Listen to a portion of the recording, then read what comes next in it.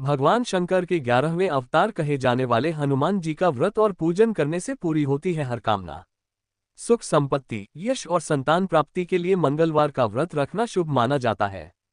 हनुमान जी से जुड़ी मंगलवार व्रत कथा का पाठ करके इस उपवास को पूरी श्रद्धा के साथ पूर्ण करें। मंगलवार व्रत कथा। प्राचीन समय की बात है, किसी नगर में एक ब्राह्मण दंपत्ति रहते थे। उनके कोई संतान न होने कारण वह बेहद दुखी थे। हर मंगलवार ब्राह्मण वन में हनुमान जी की पूजा करने जाता था। वह पूजा करके बजरंगबली से एक पुत्र की कामना करता था। उसकी पत्नी भी पुत्र की प्राप्ति के लिए मंगलवार का व्रत करती थी। वह मंगलवार के दिन व्रत के बाद अंत में हनुमान जी को भोग लगाकर ही भोजन करती थी। एक बार व्रत के दिन ब्राह्मणी ने भोजन नहीं बना पाया और न ही हनुमान जी को भोग लगा सकी। तब उसने प्रण किया कि वह अगले मंगलवार को हनुमान जी को भोग लगाकर ही भोजन करेगी। वह भूखी प्यासी 6 दिन तक पड़ी रही। मंगलवार के दिन वह बेहोश हो गई।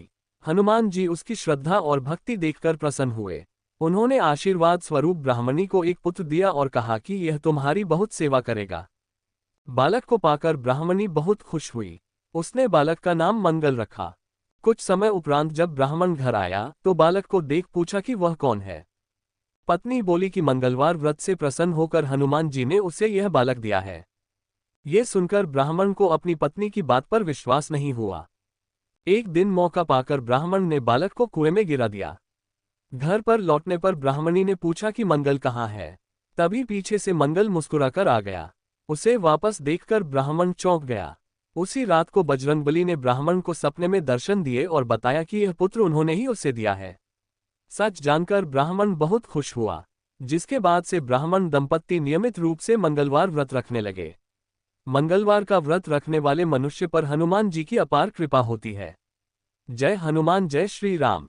धार्मिक व्रत कथाओं व धार्मिक कहानियों से जुड़े रहने के लिए कृपया चैनल सब्सक्राइब करें।